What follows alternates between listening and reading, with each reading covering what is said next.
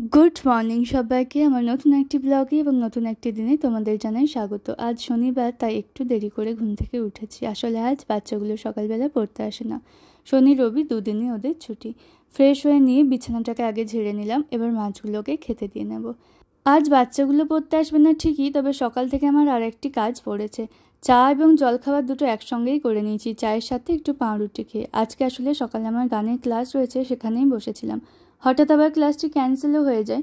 এসে দেখলাম ওরা সিঙ্গারা মুড়ি খাচ্ছে, তাই আমিও আর সিঙ্গারার লোভ সামলাতে না পেরে একটা খেয়ে নিয়েছিলাম।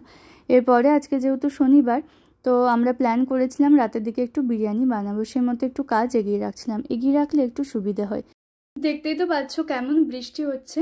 তো অনেক কাজ বাজ হয়ে গেল সকাল থেকে, এখন যাবো একটু স্নান করতে, তারপরে খাওয়া দাওয়া করে একটু শোবো।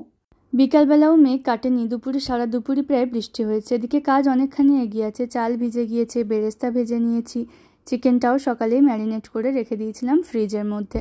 এদিকে ডিম সিদ্ধ করে নিয়েছি, ডিম আর আলুগুলো এখন ভেজে তুলে নিয়েছি। এরপর বাকি বিরিয়ানিটা আমি এখানে করব, তার জন্য চিকেনটা করতে আধ ঘন্টা সময় লাগবে। মাঝে গিয়ে একটু টিভি আমি দেখেছি, তার মাঝে চিকেনটাও বেশ হয়ে গিয়েছিল।